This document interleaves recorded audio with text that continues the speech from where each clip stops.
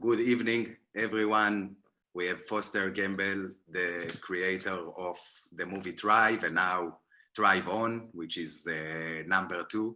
And thank you very much, Foster. First of all, personally, from me 9 years ago, watching the movie was life-changing, very transforming. Didn't know a lot about what's going on, and it's definitely take me personally on a journey, and also from all the people in our group. You're welcome. It's an honor to be with you as well. So the word's getting around in Israel, so I'm delighted to be able to speak to some of the people in your network. That's amazing. And what was it the time when you say, all right, I'm moving and that's what I'm doing and I'm creating, to create this type of movie, I guess it's something huge, not just in a sense of creating this movie, but getting into this journey and taking this huge truth that so many people was back then even more fearing to even speak about. Yeah, I was always interested in film. I could feel the power of film, and I knew it was a powerful medium, but I wanted to make a film about how to solve the world's major problems. And I thought after college it would take 5, maybe even 10 years to research that. Well, it took 42 years until I finally felt like I understood enough what's going on the planet that has that at risk of species destruction. And at the same time, I was dating Kimberly at the time, and we decided to make this film together. And then I really totally fell in love with her while making Thrive One.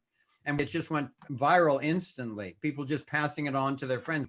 And now it's probably one of the, if not the most widely seen documentary in history, with over 90 million views. So we found out, much to our delight, that humanity does want to know what's really going on so that they can come up with solutions to actually solve these huge problems. So that was great news. Amazing. And our network of people who really knew us and knew our work was very supportive online. And we didn't think, frankly, that we would ever make another feature film. We were like, oh man, that took 8 years and we're too old for that. But what happened was we got contacted by over 1,000 inventors from all over the world and spent the last 5 or 6 years traveling around, checking out the best stuff to see, what people came up to us at the end of the day and said, oh my gosh, I finally feel proud to be human again. Or I was feeling so helpless and now I'm feeling encouraged, like, okay, we can do this. And so Kimberly and I sat down over dinner and okay, we so many people are feeling so helpless, so hopeless, so discouraged, especially in this COVID time now, that we have to just bite the bullet, do the work, and get the message out to humanity. So we committed to it, and we spent almost exactly 1,000 days from that day to the launch of Thrive 2 on September 26th. And I'm thrilled to say that people are just having a hugely positive response to the movie everywhere. I mean, I'm not sure we've received a single negative comment so far. It's a startling movie in the same way that the first one was startling in terms of the global domination agenda, the way that a small cabal of the international bankers and so forth are destroying the wholeness of natural systems everywhere. That was a real shocker. This next one really spends almost all the time on these encouraging solutions. So we were allowed to unveil the cures for cancer and chronic fatigue and AIDS and a bunch of other diseases. So for us, it literally is a dream and a vision coming true. And we're excited now as it's starting to spread around the world. My big question, we got so many views and opinions all over the world. How do you see what's going on in the world at the moment? And if there is a huge awakening, it will be really interesting to know from your point of view. Well, it's a huge question. I appreciate your asking it. And for some of your audience, they probably know what I'm going to say. And for others, it could be a huge shocker. We're a good species on a gorgeous planet. And to me, it just doesn't make any sense unless you understand the global domination agenda that I spent 30 years researching and then laid out in Thrive One. If you understand that, this all makes sense. And it finally made enough sense to me that I've started to go public with what I see as going on.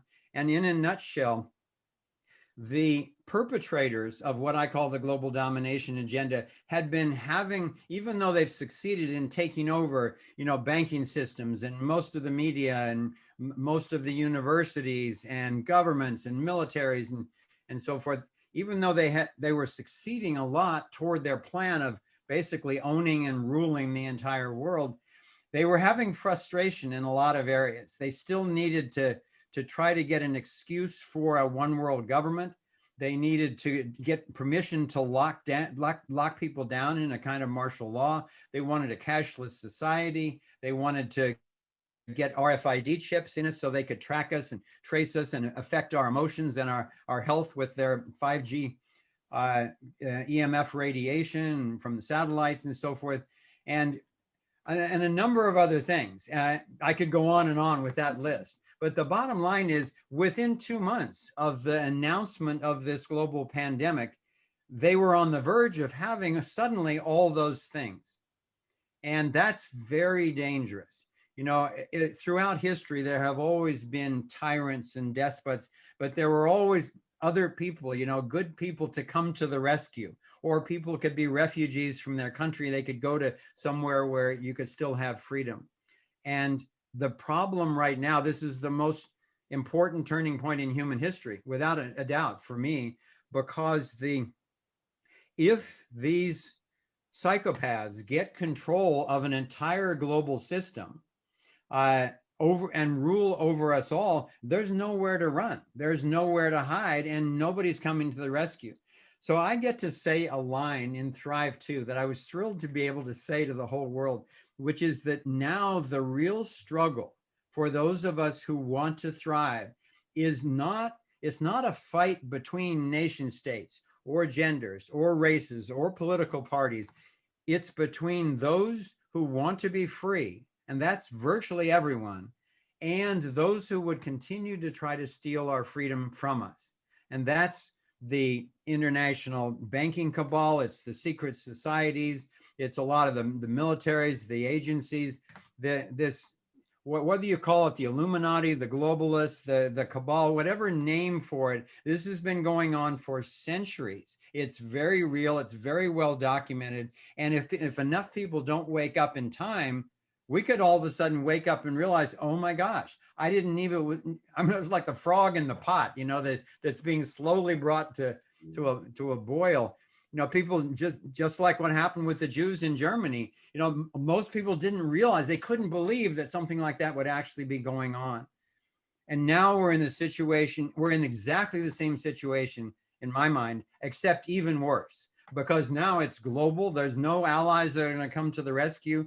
And the agenda is not only to depopulate most of the population of the planet, but actually to get these nanochips, get these chemicals, get this aluminum and so forth into our bodies, such that we're prepared to be merged with AI robots in the future. And in the meantime, these major corporations would end up owning us, not only through communism and fascism, but literally through patents, owning all the things that had been put in our body. So I know that that's not a cheery outlook, but that's what we need to wake up to. I'm actually incredibly optimistic that people are waking up because of COVID. People were waking up anyway because of the internet and because of work like what you're doing and what we're doing, and so many people all over the planet. But now with this COVID thing, I mean, literally millions of small businesses have just been demolished. Now all of a sudden people, they're struggling to feed their kids. They're struggling to stay in their homes. And this is happening all over the planet. So people are waking up and going, wait a minute, if they do any research, it seems like this so-called global pandemic is not actually worse than a normal flu. There's a lot of evidence that billionaires are making tons over it while destroying the middle class and collapsing national economies. And now they want to completely lock us down and put these poisons into our arm. So a lot of people are waking up and going, no, wait a minute. I'm not up for that. I'm actually a sovereign being and I want my freedom back. So I believe that because this thing hasn't wiped out humanity already, and it hasn't yet gotten them what they're after in terms of now they're being very frank about it with this whole global reset. That's basically, they're laying out their agenda for global domination. I believe that people are waking up fast enough, and we've got the truth, and we've got love, and we've got the life force itself wants to thrive. It's not natural to stick toxins in your arm. It's not natural for a few people to try to rule billions of people or rule anyone. So I do believe that the global immune system is kicking in now. We're finding each other in conversations just like this, and people are turning out by the hundreds of thousands in protests in countries all over the world. And I do believe that this is actually going to be a catalyst for us to break through, to realize that freedom is the key, that the non-aggression principle is the compass by which humanity needs to navigate our way to a truly free and thriving world.